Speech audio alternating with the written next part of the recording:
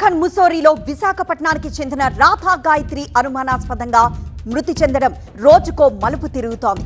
ఈ ఘటనపై అనుమానాలు వ్యక్తం చేస్తున్న గాయత్రి తల్లిదండ్రులు న్యాయం చేయాలంటూ విశాఖ సిపిని వేడుకున్నారు. గాయత్రిది సహజ మరణం కాదని, ఈ ఘటన వెనక అనుమానాలున్నాయన్నారు. అల్లుడు శ్రీచరణ్ పాత్రపై డౌట్ ఉందన్నారు. పూర్తి స్థాయి దర్యాప్తు జరిపించాలని విజ్ఞప్తి చేశారు.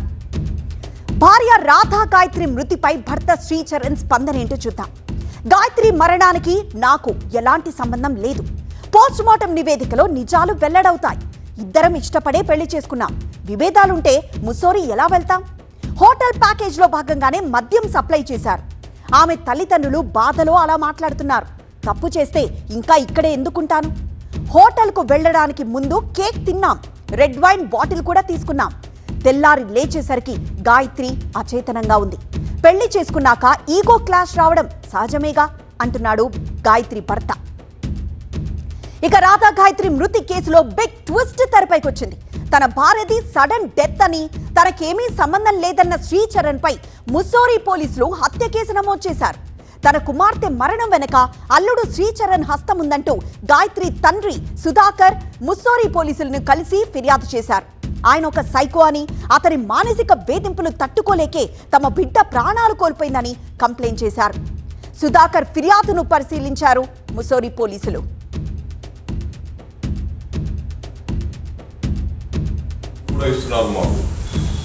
నేను నిన్న ఒక వీడియో చూశాను.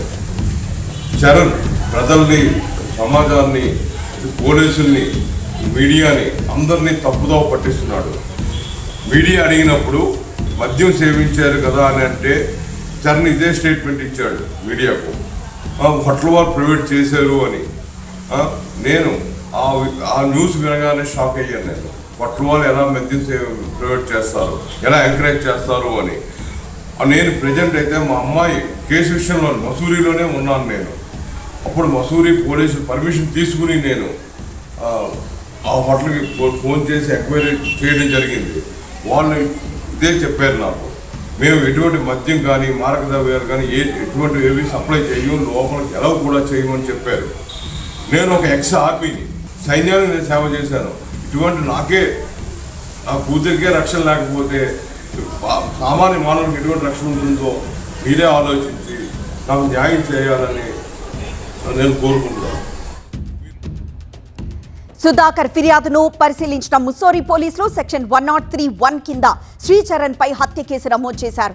పోలీసులకు చేసిన ఫిర్యాదులో తండ్రి సుధాకర్ 11 అంశాలను పేర్కొన్నారు. మరోవైపు డెహ్రాడూన్లోని సుధాకర్ పోలీసులను కలిసి కుమార్తె అనుమానాస్పద మృతిపై ఫిర్యాదు చేశారు.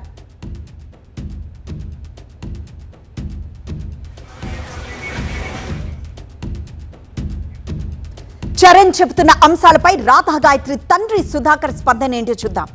గాయత్రి మృతిపై అనుమానాలున్నాయి. అల్లుడు శ్రీచరణ్ పై పాత్ర ఉంది అంటున్నారు సుధాకర్. ముస్సోరీ వెళ్తామని మాకు చెప్పలేదు.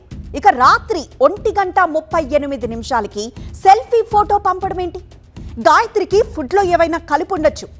గాయత్రికి రక్తపోటు సమస్య ఉందని శ్రీచరణ్ చెప్పాడు. మా అమ్మాయికి అలాంటి ఆరోగ్య సమస్యలు ఏవీ లేవు. హోటల్ వాళ్లే మద్యం ఇచ్చారని శ్రీచరణ్ చెప్పేది అబద్ధమంటున్నారు సుధాకర్. ఇదిలా ఉంటే గాయత్రి మృతి చెందడానికి ముందు రోజు భార్యాభర్తలు తీసుకున్న వీడియోలు, ఫోటోలు వెలుగులోకి వచ్చాయి. రిషికేష్, డెహ్రాడూన్లోని పర్యాటక ప్రాంతాల్లో తిరుగుతూ శ్రీచరణ్, రాధా గాయత్రి చాలా ఎంజాయ్ చేసినట్లు ఫోటోల్లో తెలుస్తోంది. ఇద్దరూ కలిసి బంగీ జంప్ సహా వివిధ స్పోర్ట్స్, అడ్వెంచర్ యాక్టివిటీస్లో పాల్గొన్నారు. డెహ్రాడూన్ క్లాక్ టవర్ దగ్గర గాయత్రి, శ్రీచరణ్ సెల్ఫీ కూడా తీసుకున్నారు. రిషికేష్లో బంగీ జంప్, బోటింగ్ చేశారు. స్వయంగా శ్రీచరణ్ ఈ ఫోటోలు, వీడియోలు తీశాడు. ఇద్దరూ కలిసి రెంటుకు తీసుకున్న స్కూటీలో తిరుగుతూ ఫోటోలు తీసుకున్నారు. రిషికేష్లో అంత జాలీగా ఉన్న ఇద్దరు అసలు ముస్సోరీకి ఎందుకు వెళ్లారు? ముస్సోరీలో ఏం జరిగింది? ఇదే తేల్చాలని డిమాండ్ చేస్తున్నారు గాయత్రి పేరెంట్స్.